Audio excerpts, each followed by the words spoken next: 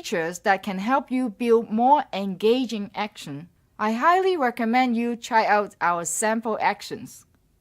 Sample actions allow you to edit the full source code of a working action, such as an adventure game or a music player. It is the fastest and easiest way to create actions. If you are a developer with a unique idea, then you will want to check out our Node.js client library. Whether it's an action that helps users get things done in their daily life or a fun game action, our platform allows developers to innovate with the Google Assistant. After building voice applications for 3 years, I'm still amazed by the creativity of our developers. So share your action with us.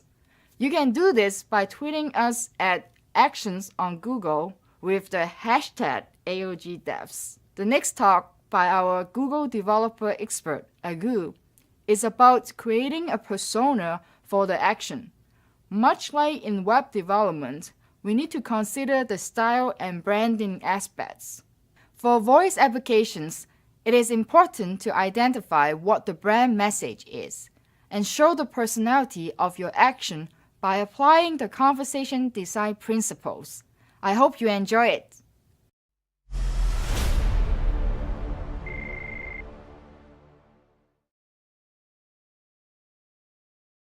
Today we will talk about Google Assistant and specifically about creating persona. So usually I give very technical talks where we show lots of codes, how to optimize apps, how to build them using Dialogflow.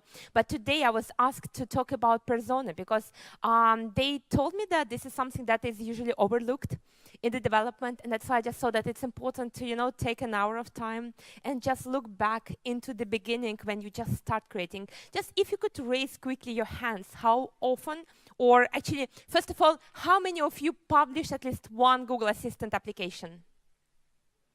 Awesome, fantastic. So yeah, for those of you who didn't, for those of you who did, I'm sure you already did that really well, and maybe you will, help me and if I will miss something, you can just comment that at the end. But for those of you who didn't start it, I think it's very important to look back and before you actually jump onto writing code using Dialogflow, to just think about creating the really, really solid persona. And that's what we'll be talking about today. So first of all, a little bit about myself. So I'm Google Developer Expert GD for Google Assistant. I'm leading a Google Developer Group and Women Tech Maker Group in London. I'm mentoring brands and companies and individual developers at seed stage startup incubator organized by Google called Google Launchpad on both AI and marketing sides. I'm director at Motoword. This is a New York-based company. And before Motoword, I was working for different companies. I used to work for Google, for Todoist, for other companies. I did my PhD in quantum chemistry. And I'm UK STEM ambassador, which means I'm teaching kids how to code using Scratch, using Python, using microbit, all kinds of technologies. And what is probably relevant to for us today, I'm also a musician.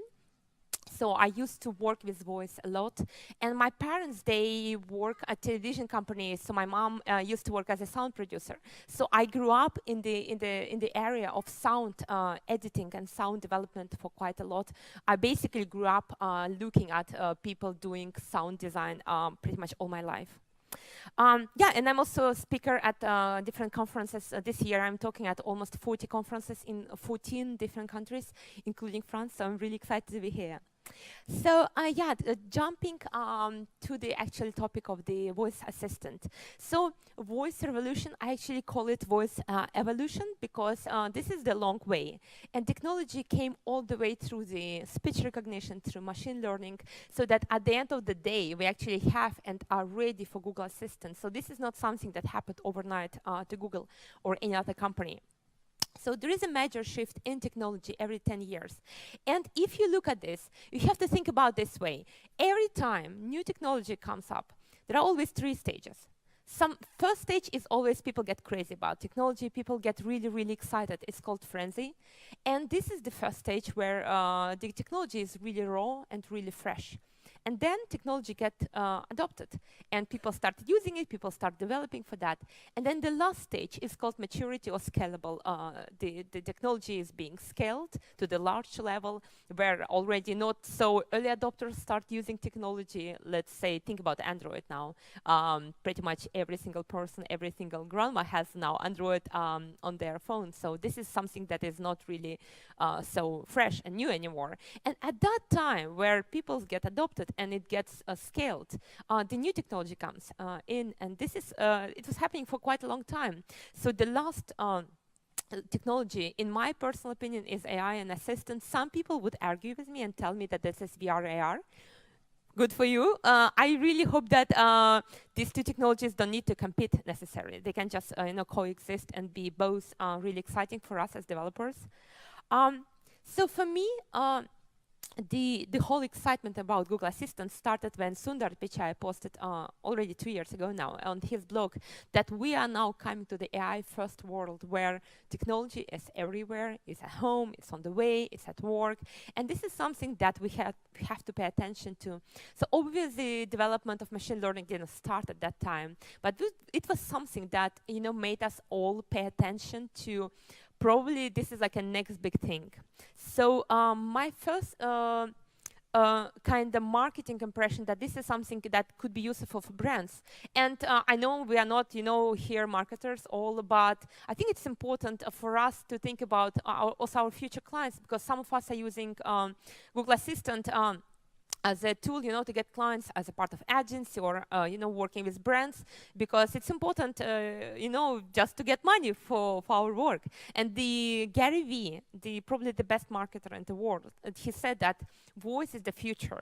And if we will build our startups, doesn't matter, it can be product startup, your own brand, your own product, or if you will build an agency which is building Google Assistant apps for other brands, you can become as big as Facebook, Instagram, Pandora. So this is something that I think is relevant for us as developers, because if we jump on that wagon right now, we are not that late yet.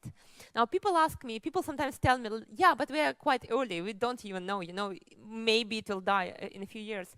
So I think we are not early at all. I think we're actually quite late, because if you look just at Google Assistant store, the App Store, there are right now more than 1 million apps for Google Assistant alone. We're not talking about Amazon Alexa, there are like another million there. So we're quite late, we're not really late. That I would definitely encourage you to look into Google Assistant as soon as possible. And not wait, when it will mature and there is no chance for you to compete with big apps. Now, quickly, the world of voice assistants, just for those of you to kind of remind what is kind of out there. Now, just one thing I wanted to point you out here. So some people tell me that, well, Google Assistant came to the market quite late. Maybe we should focus, on Amazon Alexa instead. So it's totally up to you. I used to also develop for Amazon Alexa, so no problem there.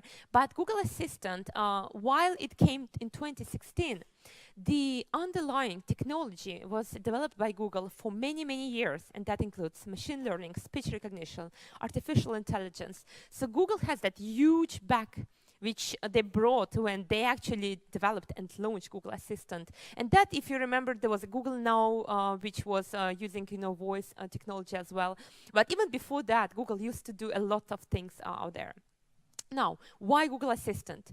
Lots of devices out there which are already enabling Google Assistant, and you can use it on them directly.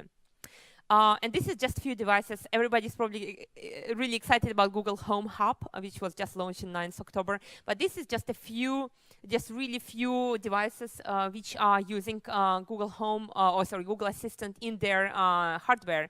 And as a hardware company, if anybody here is from hardware company, you can even enable Google Assistant on your device using Assistant SDK. So no problem there. Then languages. So by the end of this year, we will have all these languages, and pretty much it's